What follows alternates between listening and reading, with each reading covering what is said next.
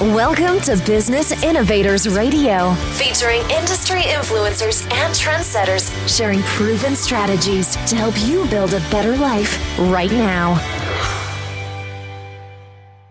Hello and welcome to this episode of our show. This is your host, Keith Doherty. Today our special guest is top real estate agent Dave Knight of Keller Williams Realty based out of Pasadena, California.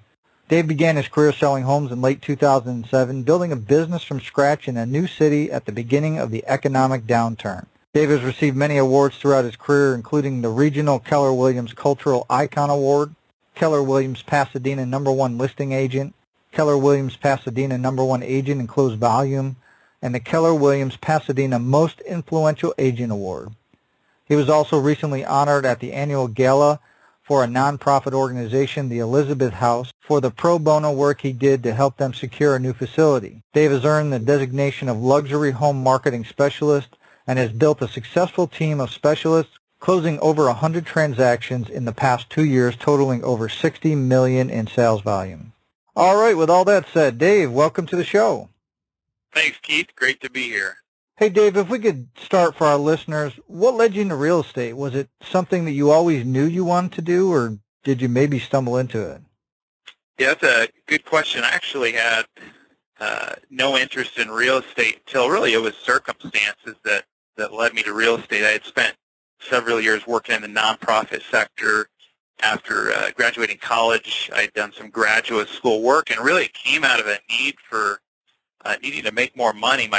I remember my wife wanting to have our first child, and at that point I realized that I needed to stop just volunteering and needed to figure out a career and some way to provide for the family. So it's kind of a mix of things. I just happened to meet a realtor. She said I'd be great in real estate. I went to an office. They said they'd hire me, and I got my license and just dove right in.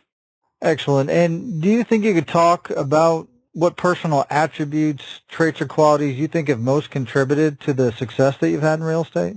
Yeah, there's probably three are the most important. I'd say one would be just being a hard worker. That was really developed by my parents. I mean, my parents were very hard workers. I just grew up seeing them work hard. One of my favorite quotes is, "Hard work beats talent when talent doesn't work hard."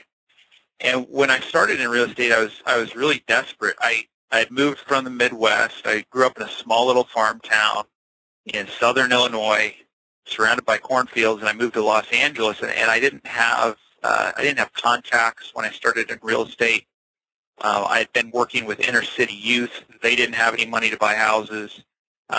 So really, all my relationships were not clients, not people that I could ask business from. So when I started, I needed to work hard, and that hard work and that hard work ethic really helped.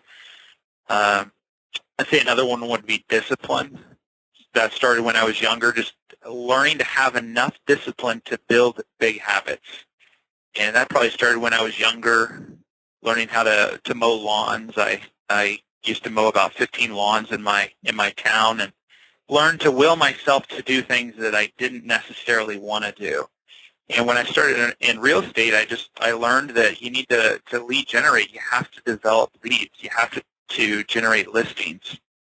And that discipline of making contacts every morning before noon was something that I learned how to do. I learned how to embrace the repetitious boredom. And my coach always taught me that time on task over time would win. So even though I didn't always want to lead generate, I developed the habit. I had the discipline to develop the habit that over time helped me generate a big database. And I'd say the third would be attribute or trait or quality would be I've become very teachable and moldable. When I started in real estate, I was very stubborn, and I did my own thing. I came into the office when I wanted. I thought that everybody got into real estate because they wanted freedom, and I very quickly realized that discipline leads to freedom. I made a decision to succeed in real estate, and that day I decided to hire a coach, because I knew if I kept on listening to myself, I'd continue getting the results that I had in the past, which was nothing. So I hired a coach and basically just dumbed myself down and just did everything that she taught me how to do. And it became very teachable and just allowed for myself to be molded. There's a saying, what I call a bold law: do what you've always done, get what you've always gotten. And I had to change my activities to get different results. And so I had my coach help me create a schedule that would lead me to success. And basically just every day I followed my schedule, and I saw that as my job. My job was to follow my schedule every day. Excellent. And Dave, do you think you could give our listeners an example of when these traits have played a role in your path toward success? Absolutely. So I'd say with hard work, a good story, good example is I'd read about a study where psychologists found that when people are in a race, they actually start to give up before the finish line. And you have to focus on pushing through the finish line. Is kind of what I remember the lesson was, is that you'll naturally give up before the race is over unless you push through. And the idea of working hard. So on listing appointments, I remember one listing appointment I went on, and I competed against some big agents. It's a multi-million-dollar listing. I hadn't had one yet at that price point. And I remember just pushing through and working really hard. And after the appointment, I went back to my office. It was a holiday, and I wrote him a thank you note, and I had called a courier to have it delivered. And because it was a holiday, it cost me $50 to send the note after the appointment. It was just a note saying thank you for the opportunity. I didn't get the listing. It was frustrating, and yet I set a reminder. I knew the listing would expire in 6 months if the agent that they hired didn't get it sold. And so I set a reminder, and I followed up with a handwritten note, phone call after that 6 months after it expired, and then I lost again. They gave it back to that same agent. And then I did it again. I set a reminder for 6 months later. And after a year of following up and pushing and waiting for it to expire so I could recontact the agent, after a year, they literally called me and they said, the listing's yours. They didn't call any of the other agents. The first agent didn't get the house sold. And not only, we didn't stop working hard then. At that point, I invited all the neighbors. I knew that I had to do something different to get this house sold because it was stale. We invited all the neighbors, and the buyer just happened to be there when we had probably 50 people in the house. And the buyer came, and they saw so many people, they ended up writing an offer, and basically it sold for the same price that other agent had it listed for a year. So it was a battle for a year of just working hard and not giving up and just being persistent. In regards to discipline, every day I would, when I follow my schedule, the most important part of my schedule is lead generation. So every day I would talk to at least 30 people about buying or selling real estate. And a way that I would stay mentally focused is I created a rule for myself where every morning I'd come in, I would just wear my white undershirt, and I wouldn't put on my dress shirt until I had made my 30 contacts over the phone. And it was just a reminder that I'm not going to meet with my clients until I get my most important work done, and I would aim to get it done by 11 o'clock so that I could set appointments with current clients, deal with escrows at 11 o'clock. In regards to being teachable, moldable, really for years I followed the same schedule, and it would be role-playing in the morning with a role-play partner across the United States. At 8 o'clock I would start prospecting, and then I'd go on appointments or practice my presentation at 2 o'clock and 4 o'clock. And I'll never forget, when I started and I was failing all the time. It was a lot of rejection. I hadn't sold a property and I hadn't had a listing. And I'll never forget just doing the time on task over time. Eventually I called Margaret, and I'll never forget Margaret. When I called Margaret, the script I was using was, hey, this is Dave Knight with Keller Williams. Our company recently sold a property nearby you. And when one or two houses sell, we know that, or when one house sells, 2 or 3 more will sell right away. So I was wondering, who else do you know that may be looking to sell that we could help? And Margaret said, well, I can't think of anybody but myself. And for the first time, I had no idea how to respond to that. I had been so used to rejection, I was stumbled. I stumbled. I didn't know what to say next. So I just slowly fumbled out at the question, well, can we meet? And she said, sure, come on over. So we set an appointment, and a couple of days later, and she ended up canceling it because she said she was sick, and then I started having all this self-doubt. Is she really interested in selling? There must be something wrong, or somebody else may have gotten in and gotten the listing. And sure enough, she rescheduled, and I ended up going on the appointment, and I showed up, and I remember shaking. My hand was shaking.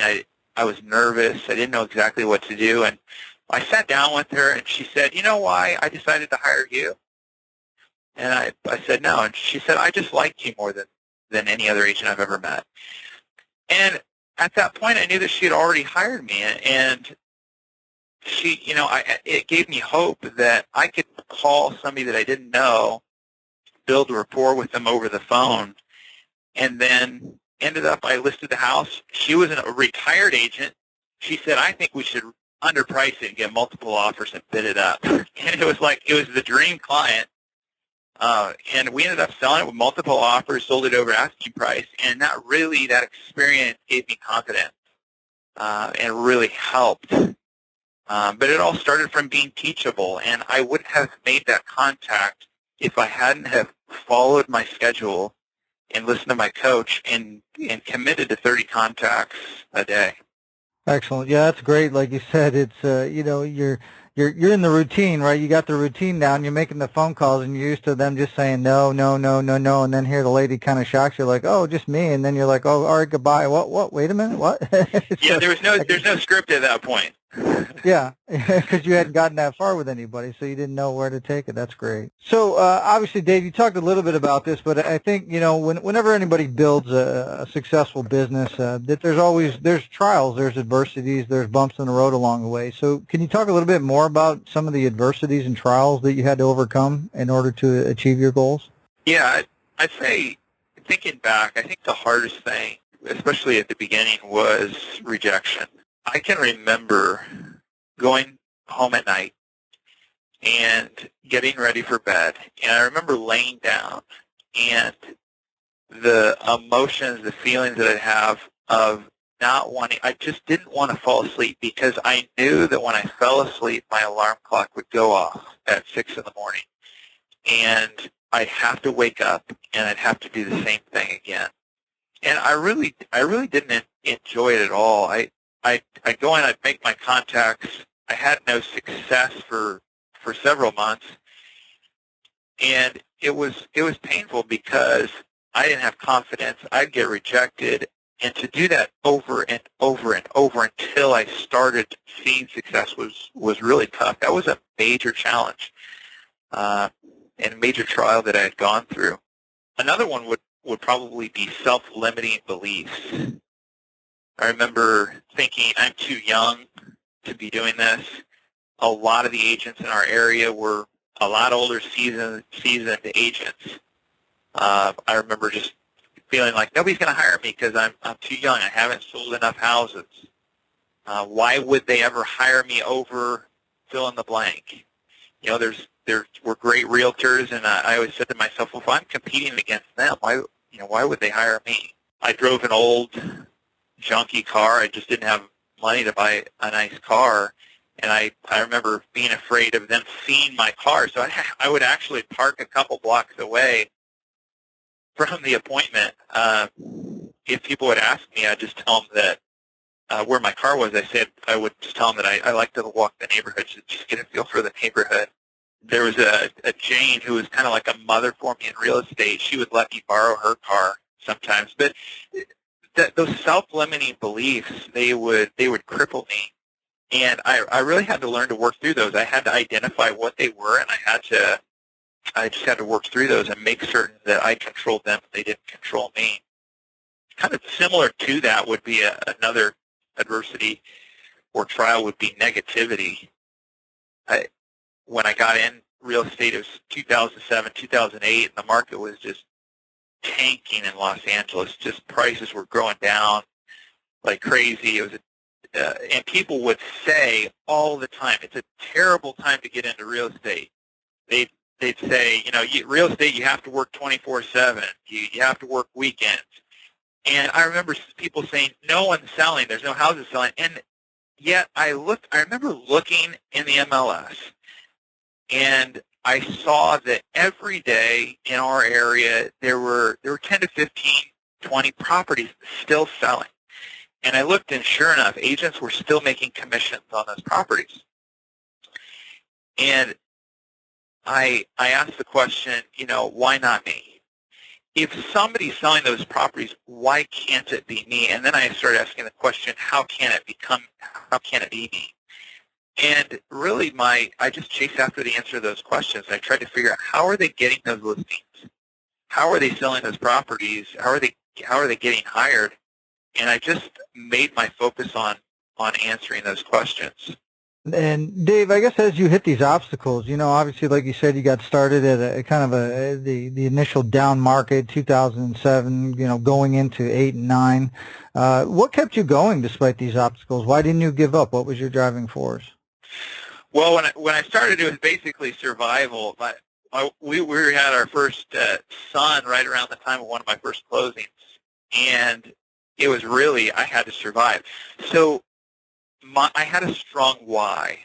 I knew why I was waking up every day and why I was going through the pain of prospecting and why I was going through the pain of following my schedule, because my why was bigger than my fears.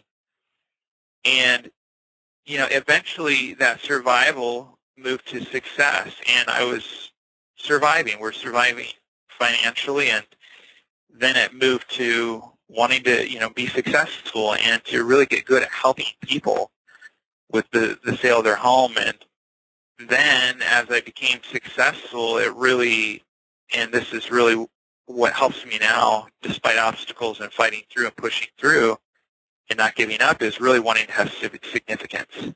Not only significance for my family, but significance for the people on my team and significance for the people around me and who are in my world. As I was going through that, the other thing that I'd say kept me going despite the challenges would be accountability. And I had cheerleaders, I had family, and I had a friend named Brian. And I'll never forget the way Brian helped me at a period of time where I needed help with making my contacts, and I needed help with just accountability for finishing my contacts and setting appointments. And Brian would allow me to call him every day, and I'd call him before I started prospecting, so before 8, and then I'd call him at 11 o'clock. And he would help encourage me and remind me of my why at 8 a.m., and then at 11 o'clock, I would have to call him to say I hit my 30 contacts.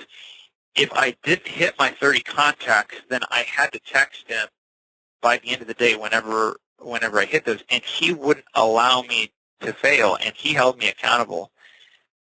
So having that strong why, and then having the accountability, those people, those cheerleaders in my life, the people that were there to support me, my friend Paul, who would encourage me when I was down. I'd go over and I'd talk to him and I'd meet with them, and he just helped lift me up and help me stay in a positive mindset.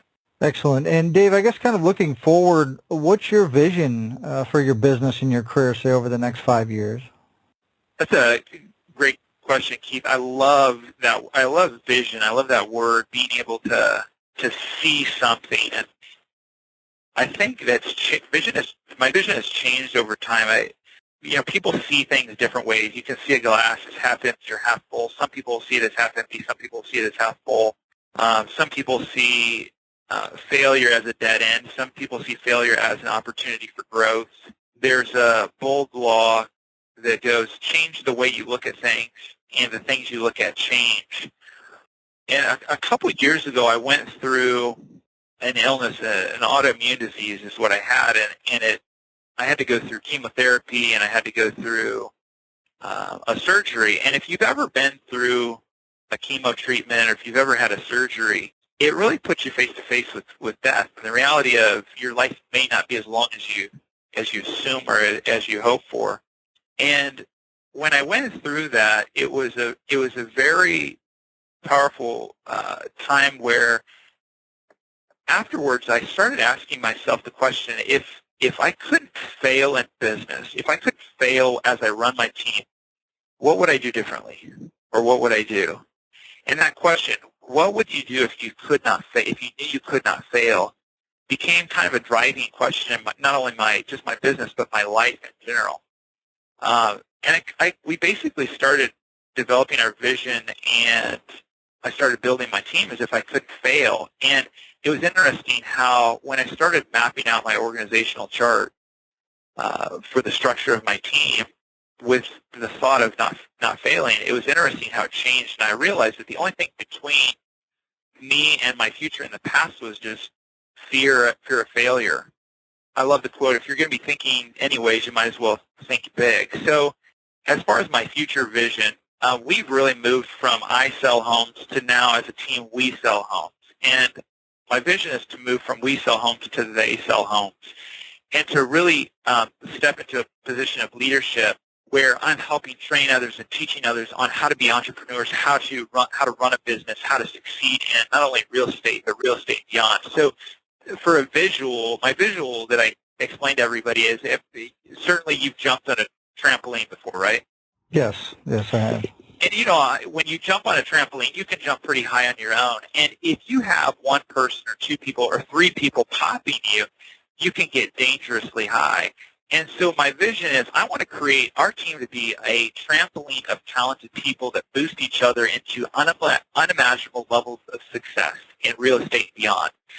So I want it to be a place where people can come, great talented people that have a heart for serving and loving others, can come and jump on our trampoline, and I want people to surround them and support them and to help boost them into the level of success that they desire in real estate and beyond. So that's really the vision of for me personally, is to really play a part in leadership of that, and then for our team to sell more and more houses, to become better and better at real estate and helping people with that, so that we can really fund our personal desires. Excellent. I guess kind of on top of that, what do you feel is the best way that you market yourself as a real estate professional so that you can have continual growth?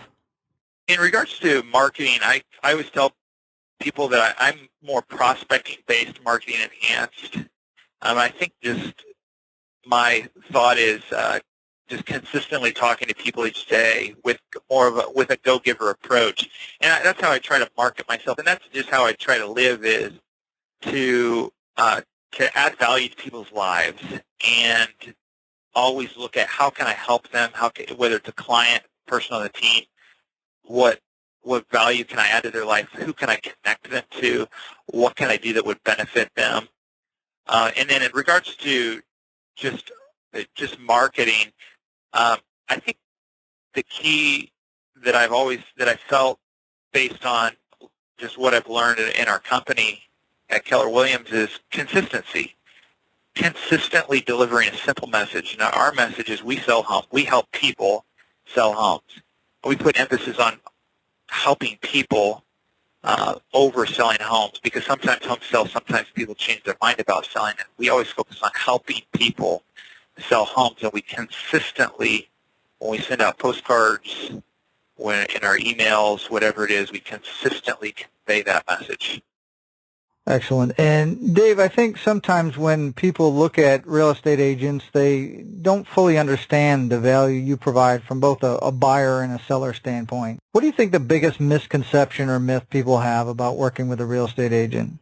I think that sometimes people just don't see the value, and that's okay. That's not their job, and I think it's our job to reveal the value and then to take action and provide the value to people. But I'd say that's the biggest misconception. If I weren't in real estate and I needed to sell property, I would absolutely hire a realtor without a shadow of a doubt. I just think that they offer so much value, not only in getting the highest price, but also in just professionally dealing with all the paperwork so that you don't get sued. Now, let's say you get a call from a family member or a friend, and they're in another state, and they want to sell their home. Now, obviously, with your experience and being with Keller Williams, you could obviously look up an agent and do a referral, but from a general advice standpoint, what advice would you give them about selecting an agent that could best serve their needs? I tell them to treat it as a surgery. Don't hire a neighbor, don't hire a friend necessarily. Pretend that you're having a surgery, because selling a home is really a financial surgery.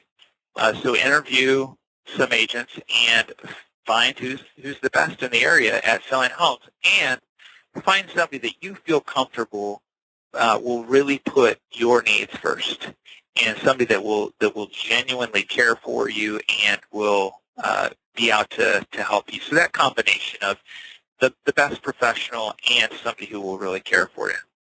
And Dave, obviously based in the Pasadena, California area, if somebody's looking for real estate services in that general area, what's the best way they can find out more information about you and how you can help them? Yeah, thanks for asking that, Keith. You could call at 626-204-3352, or you can look up our website for information, daveknightrealestate.com. So www.daveknightrealestate.com. Excellent. Well, Dave, I obviously want to thank you for taking time out of your schedule to come here today and share all your professional real estate experience with all of our listeners. And if you're listening and you want to learn more about Dave, you can obviously visit his site, like he said. Also below this interview, we'll have a link to his site and any other contact information we have, so you can look up Dave and see how he can help you with your real estate needs. So with that said, everybody, until our next show, have a great day, and we'll talk to you soon. Thanks for listening to Business Innovators Radio. To hear all episodes featuring leading industry influencers and trendsetters, visit us online at businessinnovatorsradio.com today.